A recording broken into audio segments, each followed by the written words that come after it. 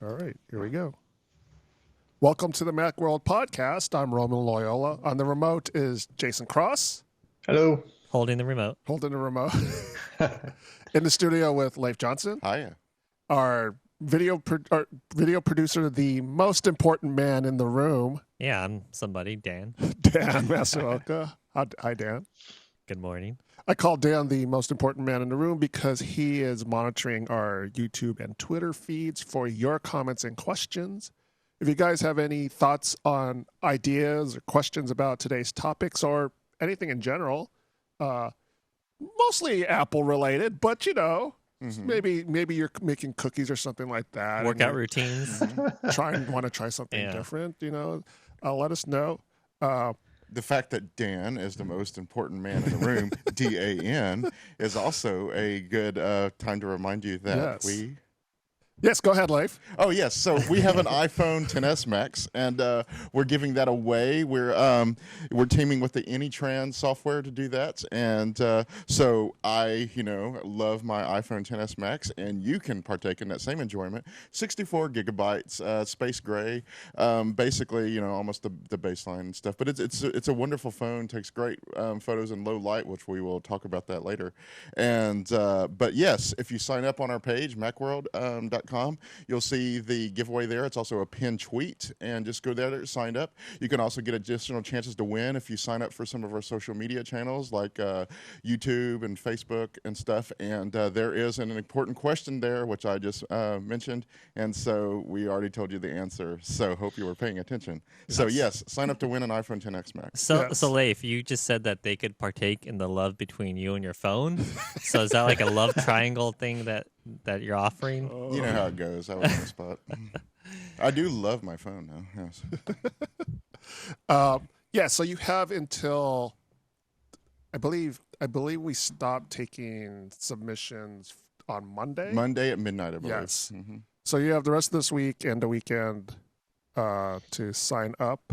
So if you haven't done that, do that sooner than later. Yes. And then we will announce who the recipient is of this iPhone on the next podcast on Wednesday, October 17th.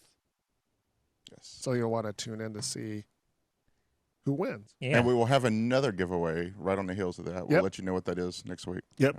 So giving some good stuff away. Yeah, really cool. Get a free phone. Get a free phone. So, and as Leif said, I echo his sentiments on the iPhone XS Max. I've had it for a couple weeks now, and every time I look at it, I go, oh, "This phone's nice. This phone's really nice." So, but yeah, it's a great phone. So, and I'm not just saying that because speaking of which, you just got your Apple Watch, right? Oh, I did. I just got it. So I got it on Monday. I haven't had a chance. Yeah, I'm not sure about this strap. Not because I don't like the looks of it. Is that Velcro? It does have Velcro, yes. And I'm just worried that it's not strong enough for me. It seems like it would be more of a hassle to put on, too. You can't contain the Wolverine with Velcro. Right. When I got the claws out and I'm slashing, I need a secure watch band. The thing about this band, do you have this band, Jason? Yeah, the Sport Loop? The Sport Loop? Yeah. Yeah, so you kind of have to manipulate a little bit to put it in the charger. It's not that big a deal, really. You're going to charge your watch not laying flat. It's going to be on its side, right? And you have to put your hand through it like a bracelet and then tighten it. Right, yeah. It's really comfortable. It's really great. Really? It is a really comfortable band. Didn't look comfortable. Yeah, it's really awesome if you exercise with it a lot. If you're running or if you're at the gym or something, getting sweaty and stuff. It's really it disappears. It doesn't get sticky like solid plastic does. And also, it's really good for that kind of thing. I mean, that's the purpose of it, I think. Anyone's going to be able to see it. Since it's kind of clothy, do you think you'll have to wash the sweat out of it more?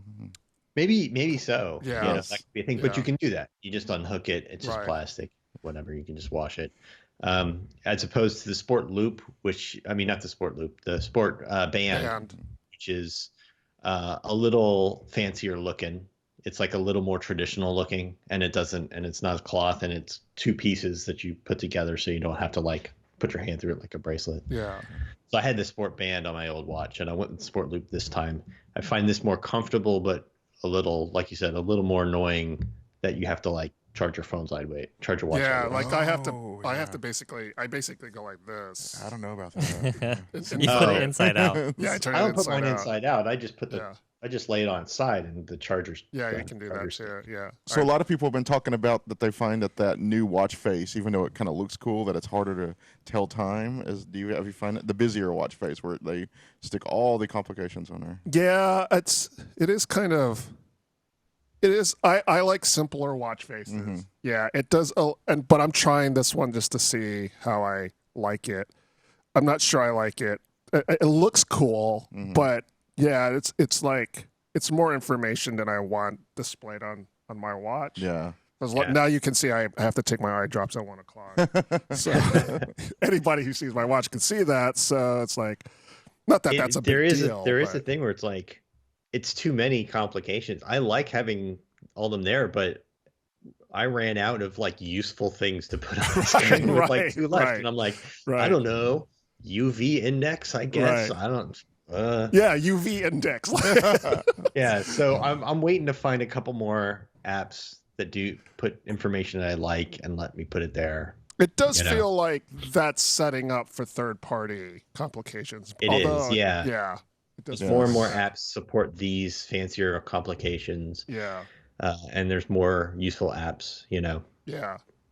But so far, I like the look of it. I like it. It's because it's a little thinner than the I can see that. Than the original. I had the original one, so it's about the same as the original. Yeah. Yeah. Let me see a comparison. So. Yeah, it is. Yeah, it's definitely thinner than the 3 or the 2. Yeah. So. Yep. But yeah. And you're coming from a 0, so the performance must just be ridiculous. Oh my God, it's like night and day. So it is. Yeah, it's crazy how. Yeah, because like you said, I came from the original, and I would push a button. I would like tap something, and then I would actually go do something. Wow. And then then it would be and it would just be about ready to show me whatever it was going to show, or you just give up. Right, or I just gave up. Right, so yeah, and Siri would be so slow, it's not even worth using. Like it's actually worth using Siri. It actually works. It's fast. Yeah. The raise to speak works all right. Yeah. So we have a couple of comments and questions on the watch. Tech Fanatic on YouTube says, "Get a charge stand for watch." Yep. And then Murley says, "Will Twitter ever come back to the Apple Watch?" You mean like I don't know. I don't think so. I don't think so. I mean, Twitter's even restricting third parties from developing, so it's. I get the notifications on my watch, when people, I have it set to people I know when they respond to me or something like that. That, that works. I mean, I don't feel like I actually need to use Twitter on my, as a separate app, but I do get the notifications. And for me, that's fine. Because, I'm not going to sit there and type a tweet on my phone. I mean, excuse me, on my watch. Right. Yeah. Yes, I'm not so sure that's going to happen. So, but that's not based on anything. It just feels like the way Twitter develops its apps and stuff like that, and how they restrict third parties from using it. So it doesn't feel like it feels like they want people to go to the website. Yes. And I'm sorry, what was the first question? Oh, it was just a comment. It was a comment on get a charge stand. Oh, yes. There's some cool charge stands that hold your watch up and at an angle, and those are nice if you use that bedtime mode that shows the clock and all. Yeah. And I sometimes write deal posts on charging stands for the Apple Watch, and I think that's really cool. I have one myself. So that's about. So Apple Watch, it's here. So Jason has a full review of the Apple Watch. If you caught it the first time, catch it again because he has a video that we posted with it now. So that's on our website. Check out his full review. We're also going to talk about today some Google news, talking about also some iPad Pro rumors. But first, we're going to talk about Chinese hacking. Not talk about PUBG. No, sorry. So last week, Bloomberg came out with a report saying that is it the People's Liberation Army in China? PLA, yes. Yeah. Mm-hmm. Had figured out a way to basically in the manufacturing process of the servers of Supermicro, right, to install a little chip that basically is a way for them to track traffic coming from these servers. And our hero photo shows it balanced on somebody's thumb. So yeah, it's a really tiny chip. Or just at the tip of a pencil and stuff. It's smaller than a grain of rice. Yeah. It would be embedded in the motherboard and have enough to make a network connection, and they could inject code into the operating system of whatever was running on that server. Yeah. So. Yeah, and the story mentions that a lot of Supermicro has a lot of clients. 2 among them are Amazon and Apple. They said 30 as a whole were compromised. And Apple has kind of gone on the offensive, is that right? And saying that this story is a load. It's just, there's nothing to it. They have never found this to be the case with any of their products that they've gotten from Supermicro. So if anyone's confused, Supermicro makes these, servers for companies. Apple uses these servers for. I'm not sure how they're implementing them. See, I think the report was saying that they were using them for Siri information. That was one of the things that Apple denied. They said that it has never been associated with the Siri. Right. It's confusing. They made a denial of something the article didn't quite say. Okay. When Apple bought a company that is I can't remember the name of it, that indexes information really fast, and they bought that to help speed up Siri, 6 years ago or whatever it was. And they had a bunch of Supermicro servers for that and for other things, although they don't specifically say what. Apple, in their denial, said the servers from that company and the servers for Siri never commingled, and we never ran any Siri code on those servers. But what the article said is, no, it's the company that you bought had these, and they had ordered thousands of servers that were built with Supermicro parts that they later removed from all their networks, and they severed ties with the company for a different reason, they said. But security related, right? No, not necessarily. Oh, okay. It could have been a pricing thing or something like that. But Apple severed ties with Supermicro over something else. They did find a different security bug that was a software configuration thing and was not related to this, and it was not a Chinese hacking thing or something like that in their server firmware. And they disclosed that and stuff. They said that was the only thing we've ever had with any of these. I would just like to point out, too, that a lot of the focus on the denial of this has focused on Apple. But, the main thing that Bloomberg focused on was Apple and Amazon. Amazon released its own denial that is very forceful as well. And, as it said, as we shared with Bloomberg Business Week multiple times over the last month, this is untrue. This is kind of echoes what Apple said. Later on, they say there are so many inaccuracies in this article as it relates to Amazon that they're hard to count. And, they told them, as far as their own stuff, Bloomberg has admittedly never seen our commission security report or any other, but they also said, and they refuse to share any details of any purported other report with us being Amazon. So I think it's interesting that these very kind of forceful denials came from both companies, Yeah. If it were, like Amazon was like, it might be a little bit more sketchy, but I have a little bit less faith in Amazon than Apple, but all the same, yeah. So then these are the 2 most valuable companies in the world, by market share, by market volume and stuff, and they have and these are making very specific denials like this are the kind of thing that could come back around and cause them extreme legal troubles. Like, they're not being vague but forceful in their denials. They're being very specific and forceful in their denials, and that's tricky. But on the other hand, Bloomberg doesn't have a reputation for making things up, and they have a bunch of sources they can't name, but they have 17 sources within the government, within the companies, and they're saying, like,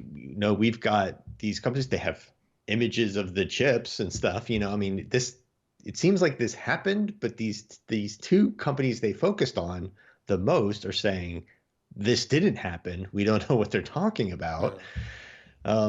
I don't know why there's not a follow-up about other companies that were impacted. Right. Or any of that. Like, it just seems odd. Yeah. See, this is where I stand. I was telling the guys here that I don't know really where I stand. On the other hand, there's the conspiracy theory part of me, which is a little bit diminished compared to some people.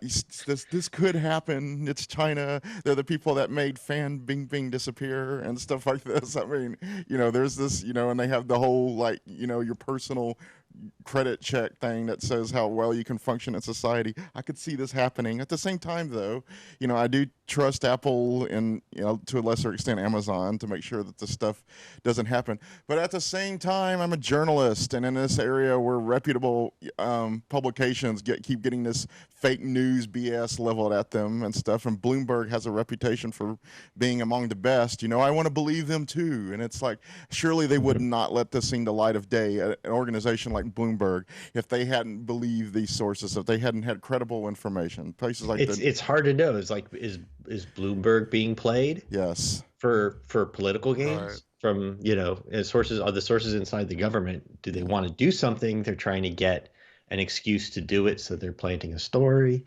Like, that's really tinfoil hatty, at this point.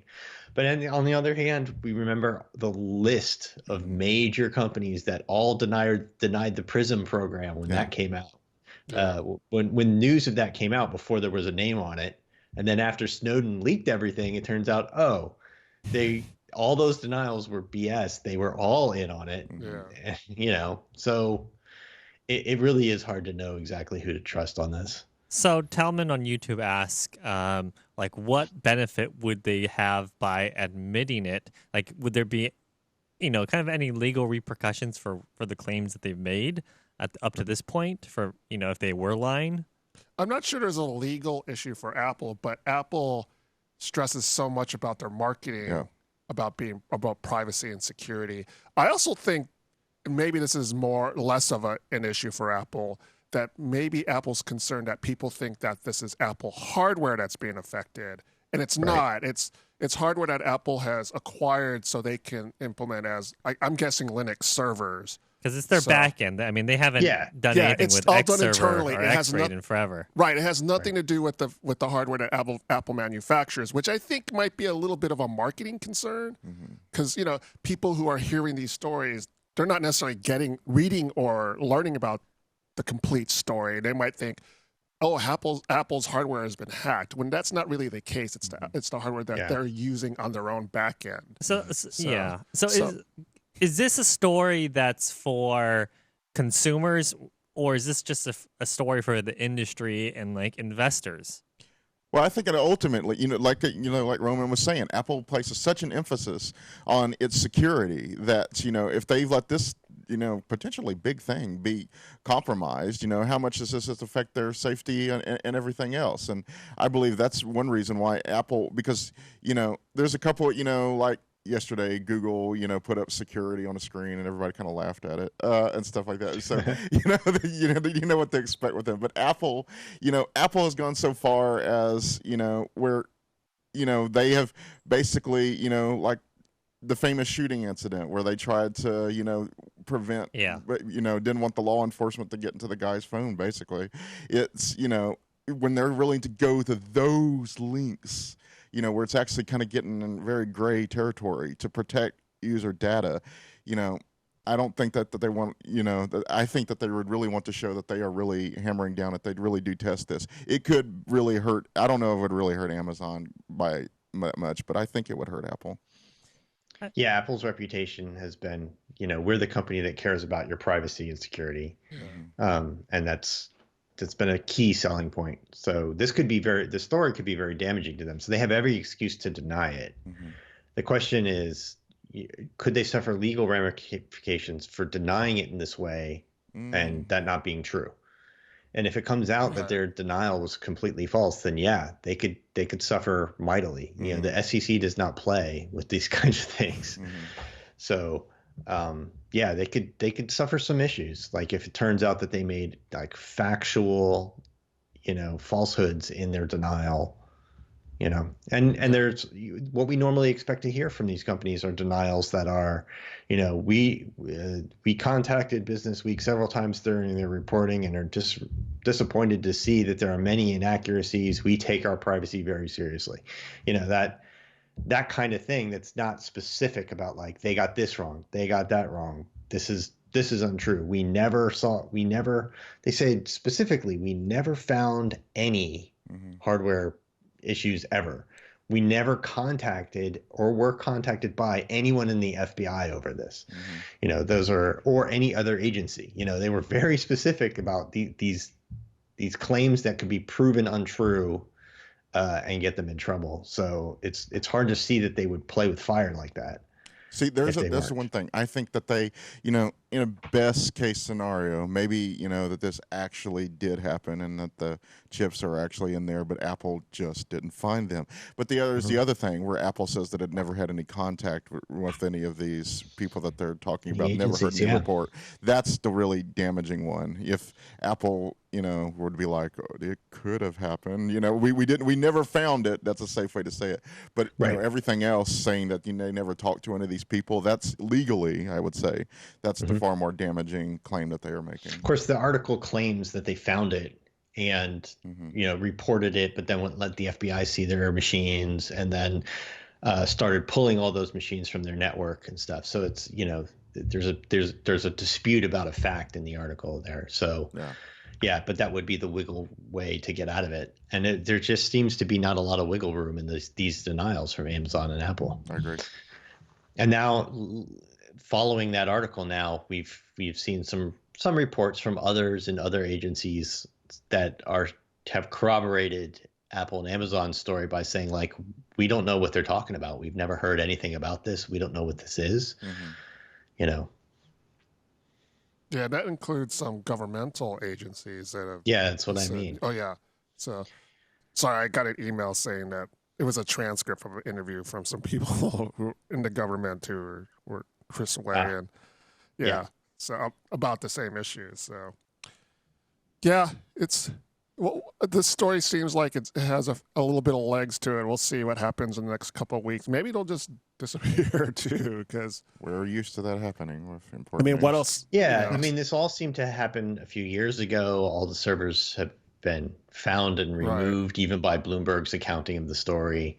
The bigger issue is that if any of this is true, then the Chinese government, the Chinese military, is not just trying to hack into our systems, but they've infiltrated manufacturers in China to plant hardware. That's the issue in the systems that allow them to hack, major companies around the world. So, tinfoil hat, I don't see that entirely out of the question. No, that's one thing that's always bothered me about building it in China of all places. But yes. Yes, I understand cheap labor guys and everything like that, but at the same time, we have an interesting relationship with China.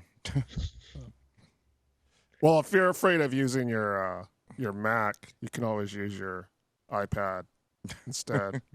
So, because there hasn't been, if you're afraid of using your Mac for being tracked, maybe you can use your iPad, and there'll be new iPads coming supposedly this year. So in the fall. There was a report earlier this week by 9to5 Mac that sort of reiterated a few of the new features that could be in the new iPad Pro. And then I think like a couple other new ones that kind of more, or maybe more specifics about certain rumored features. Yeah. So one thing that seems to be definitely happening is that Apple has figured out a way to do Face ID in landscape mode for the new iPad Pro, which is important because the iPad Pro is you use a lot of the iPad Pro a lot. Leif is often used in landscape mode. I very rarely use it in portrait. Yeah. So they make keyboards that you attach your thing to, and it's landscape. Yeah.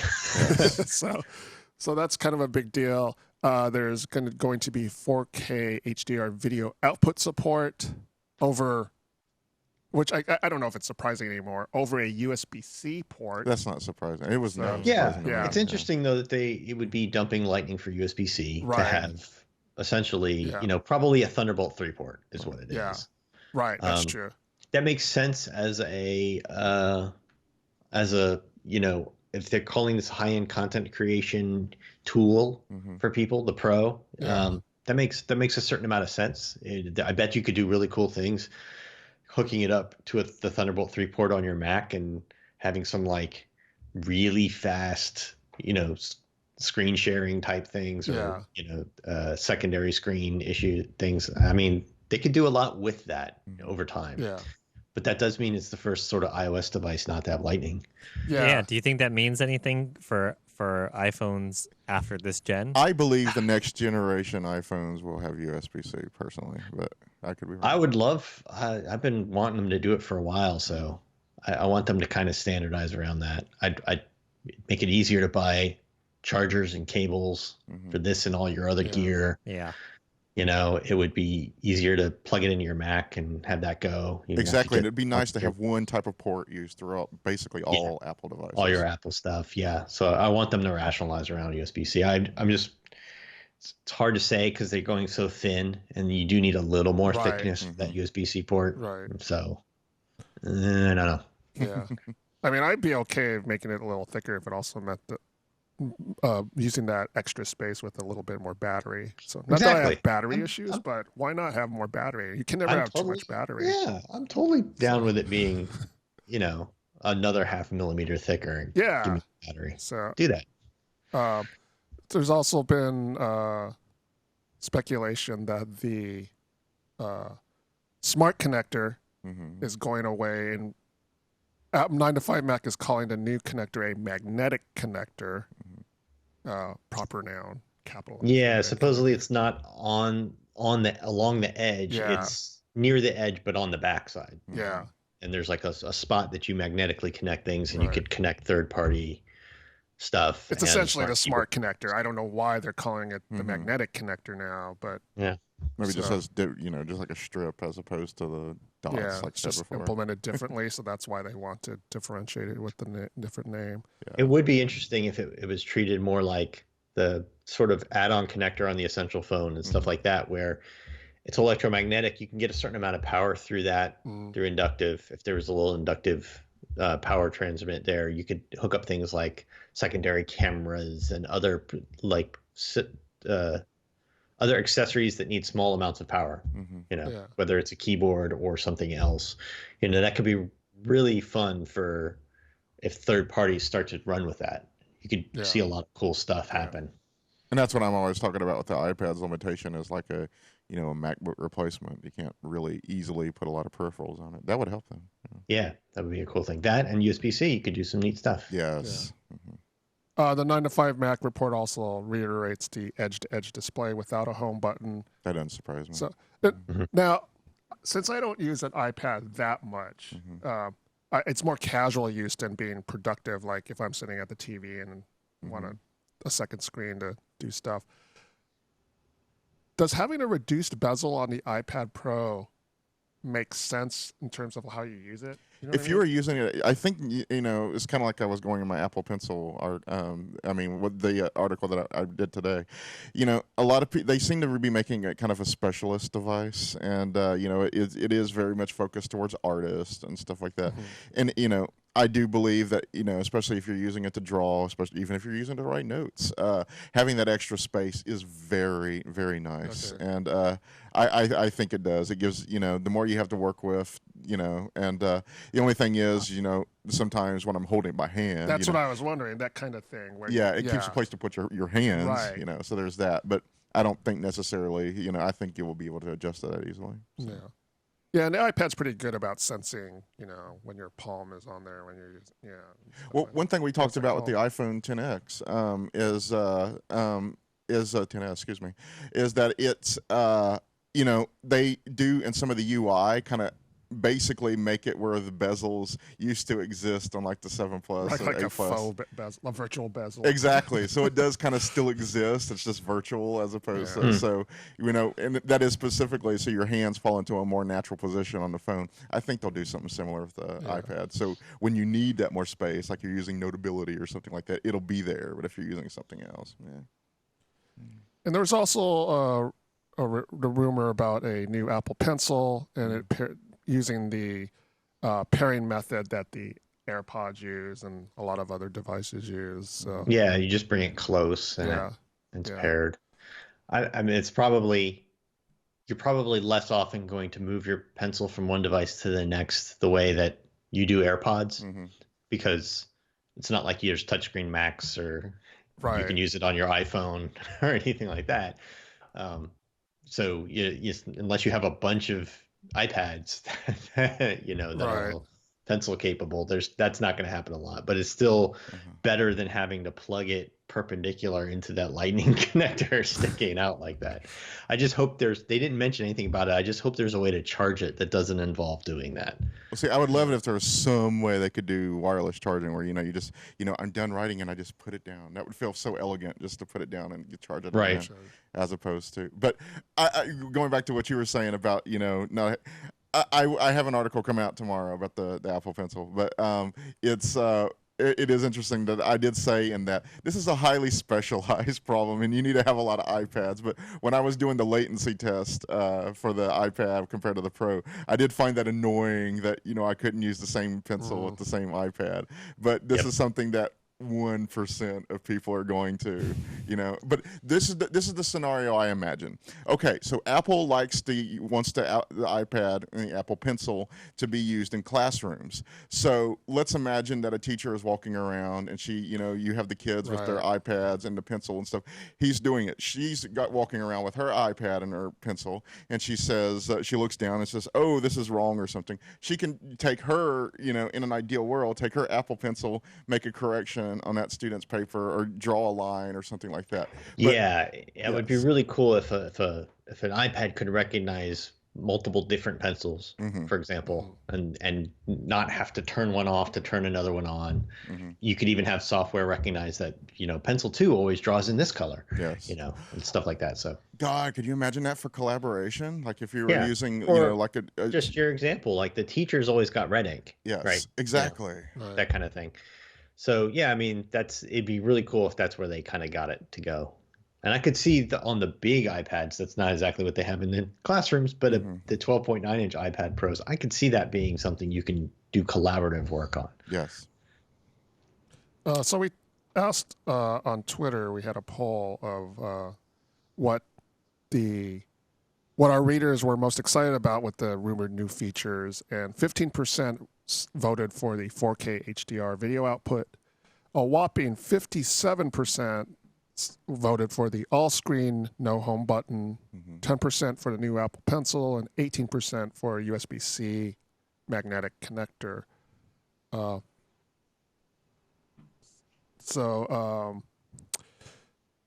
new form factor seems to be the thing people care about the most. Yep.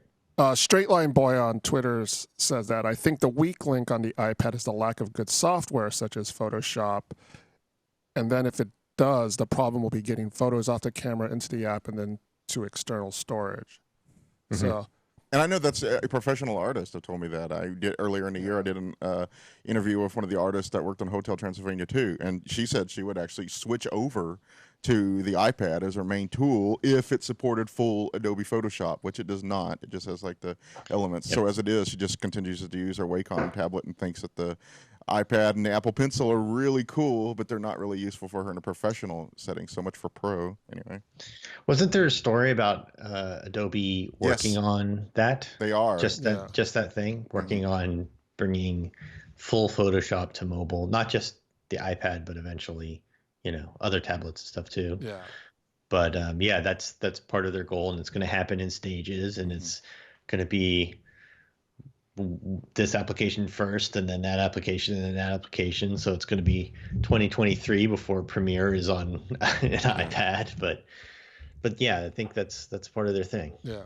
And I really think that it's one of those things where I can't believe they haven't made, aside from Elements or something like that, because especially considering the close relationship Adobe has had with Apple for so many years, that it's a very logical way to go about it, especially, considering the Wacom tablets and stuff. But I mean, today's iPads and stuff have processors that are more powerful than an everyday laptop of 5 years ago. Yes. And there's no problem running Photoshop on that. Yeah. They have higher res screens, and they have just as much precision with the pencil and stuff. So you just they'll need to rework their interface to make sure, hey, if you don't have a pencil, we need a low precision, high large touch targets interface, and a non-cursor interface. But that seems like something they just have to. Like you said, I can't believe it's taken them so long. But is there enough of a market, you think, on iOS for those premium, software products? I do. Oh, Procreate's totally. very, very popular. That's what people use because Photoshop isn't on there. Because they're not selling them on. Because remember, they don't sell their product on a platform. You subscribe to the product, and you just grab it wherever you need to now. That's true. But for the development. Yeah, I believe there definitely is. Yeah. Yeah. I mean, Adobe iPad is still a wants pretty to large sell- market. Yeah. Yeah, Adobe wants to sell Creative Cloud subscriptions, and one of the things that gets people to use Creative Cloud is to have their workflow seamlessly move between everywhere that they need to do work. Right. So A lot of comic artists that I know, digital comic artists, a lot of painters, they all do all their work on their iPad. And traditionally, they're doing it with Procreate. That's stupid, in my opinion, with, considering Photoshop's, stature in the larger professional world. I just can't believe they didn't hop on that. And like Jason said, it'd be really nice if, I have it subscribed on Mac and I can switch over to my iPad and use it with the same subscription. I doubt that'll happen. Maybe they'll make it like $1 more or something, but still. Well, I mean, it's kind of what they already do with the software that they do have. That's already the way it works. So they just want to sell Creative Cloud subscriptions. You can't buy individual software anymore from them, like one-off purchase it. So I think that's the way it's going to work. Yeah. If Adobe did this and they are working on it supposedly, I believe that would actually translate into better iPad sales too, because it would suddenly be definitely useful. And Illustrator, at least the Pro, right? Right. Yeah. Yes, definitely for the Pro. And since they're working on this, you have to wonder: are they going to come out on stage this month or whenever Apple has their thing and show off? Here's what we're working on. That'd be nice. Coming next year, but here's what here's full Photoshop on an iPad. And that would be just as impressive as anything Apple announces, in my opinion. Absolutely, yes. yeah. So, we'll probably see, or the running theory is that Apple's going to have a fall event to introduce the iPad Pro and several other products. I was thinking that maybe we get an invites would go out this week. That did not happen. I guess it still could happen. It's only Wednesday. So I was thinking that they would go out this week for next week, because if I read somewhere that Steve Jobs, that Tim Cook is out of the country like the week of the 22nd, I think. Yeah, he's in Taiwan or something. Something like that. Yeah. So I don't think they would do an event the third week of October. I mean, maybe they could do one. I mean, they could do an early November event. That's not out of the question, but no. So, so we're still waiting to see if there's going to be a fall event. So we'll keep checking to see if invites go out, and I'm sure everybody will hear about it when it happens. So we're expecting to see iPad Pros, probably some new Macs for the holiday season. It's too big a change from the iPad for them to drop it without an event. Yes, they need an event. So there'll at least be a small press event. Right. If not a big press event, there's a small press event. I mean, this has been one of the biggest shifts in design iPad has ever seen. Really. Yeah. They needed to do some explaining, or to educate their user base. So, but as we're waiting for the Apple event to be announced, there was an event yesterday by Apple's main competitor, Google. They introduced their new Pixel 3 and Pixel 3. I want to say Pixel 40, but it's really XL, right? It's Pixel 40 in Roman numerals. The Pixel 3 and XL, Pixel Slate, and the Home Hub. the Home Hub. So That's right. I forgot about the Home Hub. now I know there are probably some people watching right now going, and I don't care about Google stuff, but we talk about Google stuff because they're competitors. And trust me, they're talking about us. So, Yes. and you know, They are. people can't help but compare specs and features and things like that. And maybe it's, you know, what are you getting out of the Pixel phones that you aren't getting in the iPhone, and vice versa. So, Okay, one of the things they introduced yesterday was this feature called Top Shot. It basically is, it takes a bunch of photos and then it selects the same one, the best photo based on machine learning and everything. Apple technically already has that. It's live photos. The difference is that you have to manually go through every slide and choose what is the best one. I do that a lot, honestly, and but that. With a Top Shot, the machine does it itself. Now, of course, that's up to what it decides. I thought it was interesting with another feature, like in photo booth mode or whatever, that when you smile, it'll automatically take a photo of you. It's like, what if I want to take a selfie and I don't want to smile? Not necessarily a new Yes. thing. Yeah. But I'm just giving that's a case of them deciding what is the best photo and stuff. Whereas, so it's some kind of, it's subjective. So but scrolling back and making a different keyframe out of your live photos never got the same quality as the original one you picked, though. It never looks as good. It's like the other pictures in the burst are coming from a high-res video or something, and it never quite has that same resolution. I mean, it's a neat idea. It's great. Their bigger thing is all the computational photography stuff they do to make the camera shots look good. They're doing neat stuff with zoom and just things to get the more dynamic range and less noise and better sharpness and all that stuff. It's great. It's probably going to be better than the iPhone. The last two Pixels were better than their iPhones that they came out around the same time as. That's, it's the iPhone hasn't had the world's best phone camera for, a couple of years now. It's just one of the world's best. Right. Yeah. The one I was especially impressed by was the group selfie one where, they put a second camera in the front, a wide angle selfie camera. Well, that's the thing. The cameras in general are also good now. Yeah. That being the best, I mean, does it matter? It doesn't really matter anymore. It's an I mean, for someone like race. Dan, who's a professional, that matters. I would say I don't think the closeness and quality between all these high-end phones, right? I don't think it matters.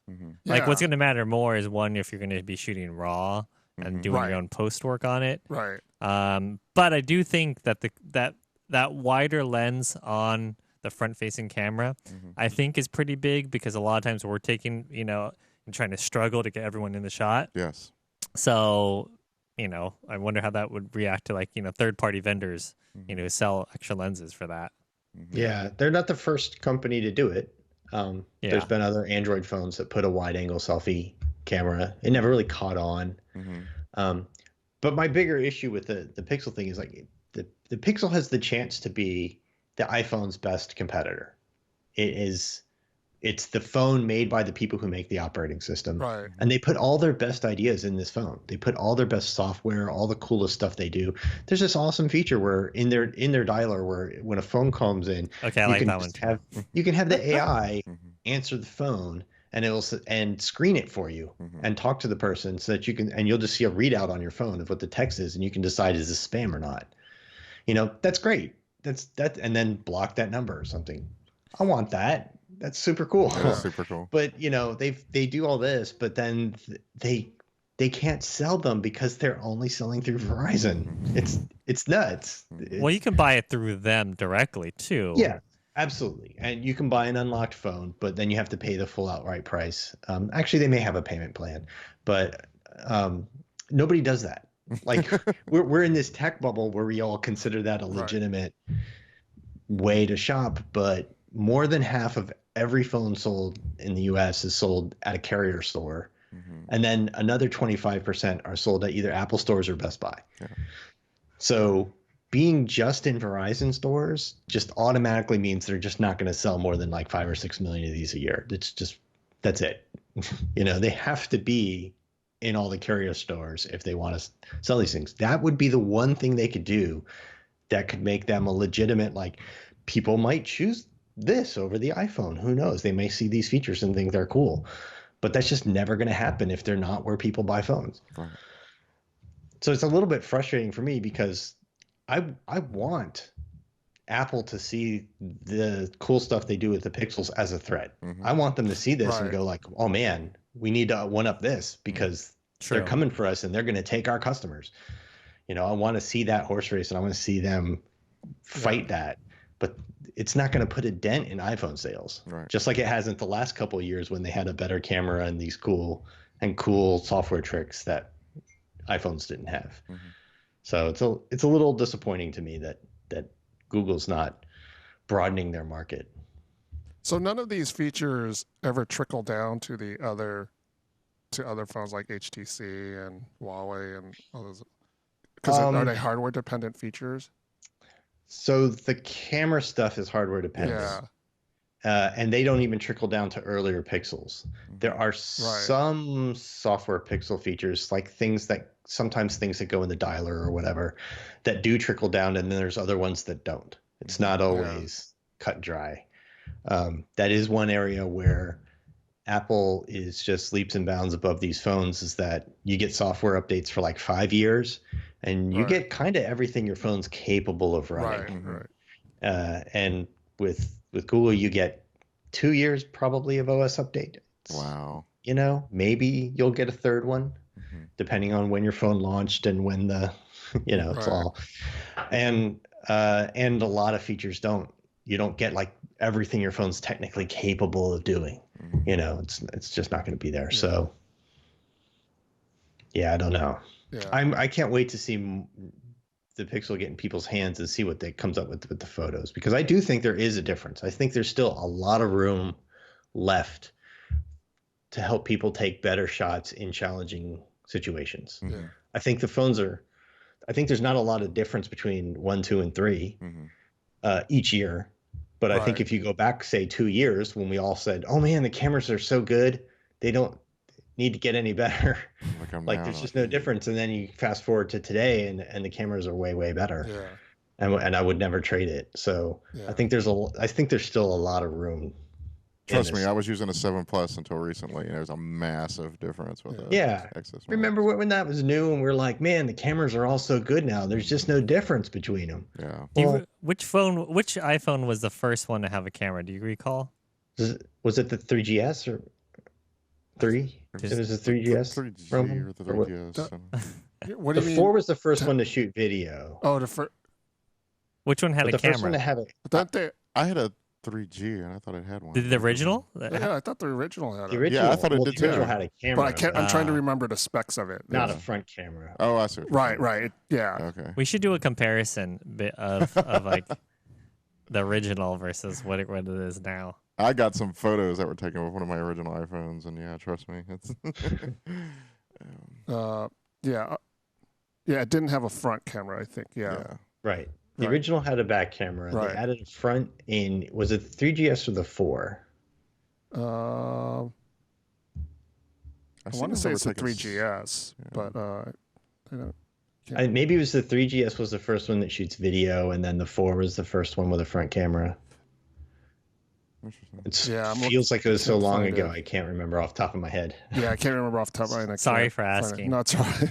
So I'll stop looking. But yeah, it would be interesting if we could get all the iPhones to function, that we could just take one from each year's iPhone, like the same picture, same couple of pictures. That's a great story idea. And run through them. We got. I've seen it done a few years ago, but there's been a few years more. Yeah. We got to see what we have in house. I have an original iPhone. I have an original iPhone, and I have a 3GS. I don't have a 3. I have a 3G in Texas, but I have a 4G, I think, still. Let's see. Because I bought every 2 years and up until recently, so I don't have the second year, the fourth year. I'm 135. Yeah, I missed the first generation. I was still using a BlackBerry Pearl. So, right. Google also announced the Pixel Slate, a tablet that it more really competes with Microsoft Surface than really the iPad. Would you say, Jason?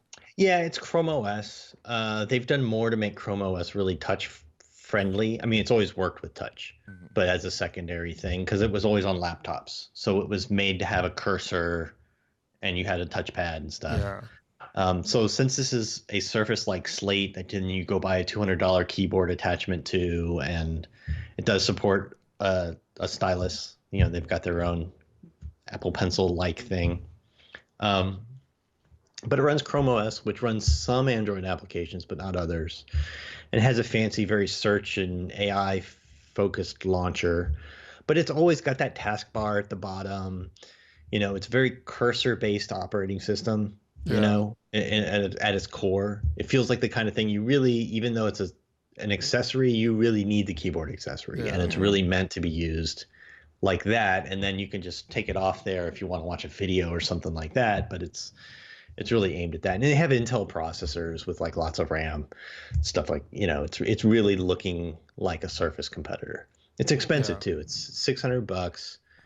So for just a device, right? Pro, yeah, it's $600, and that's another $200 for the keyboard and $100 for the pencil, the stylus, whatever they call it. I don't know what they call their stylus. So you know, another $300. It's $900 for the cheapest one, which is not crazy. It's a large device. It would compete with the 12.9 iPad Pro, but it's up there. Yeah. You can spend $1,500 on one if you really decked it out.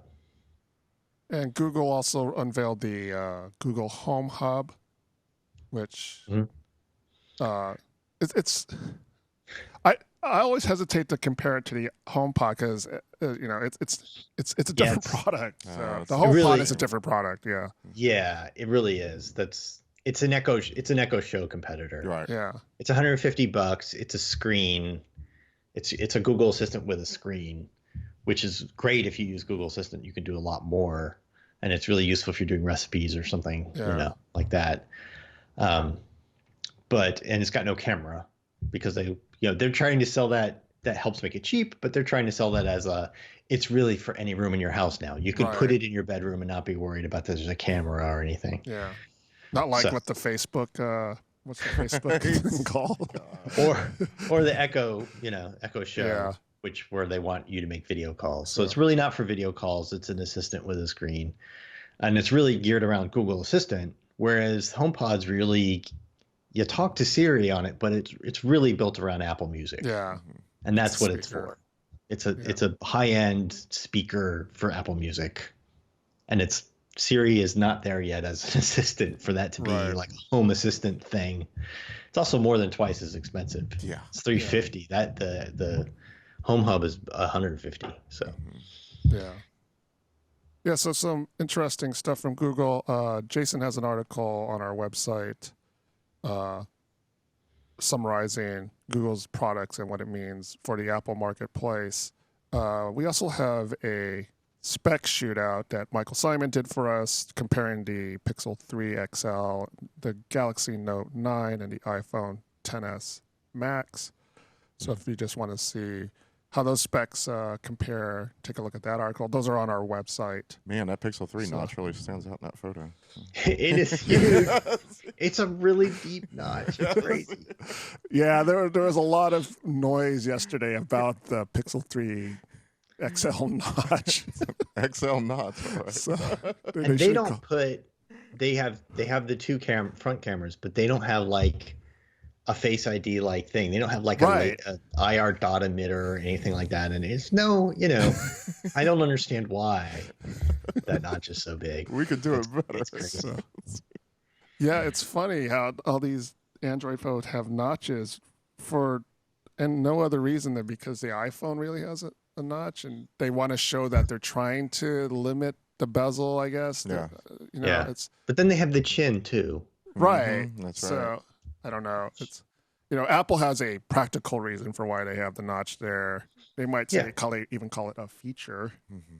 So and for 2 weeks it was a distinguishing mark. Yes. So Well, if you were an Android fan and a Pixel fan, and you spent the last year making fun of phones with no headphone jack and a notch, Yeah.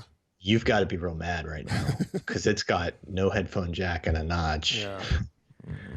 So, well, that pretty much just about does it for this week's episode of the Macworld podcast.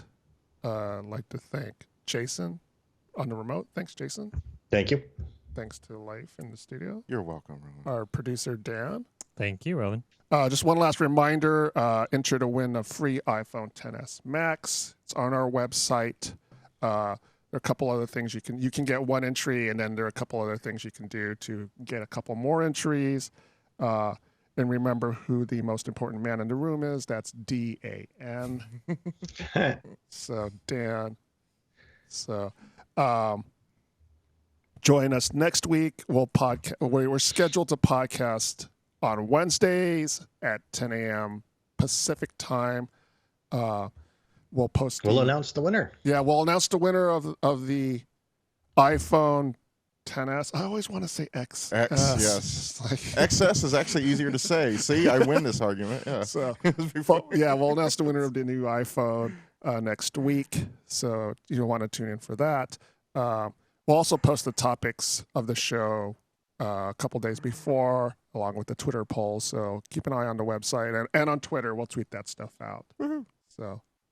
But thanks for joining us. Join us next week. See you next week. Bye. Adios.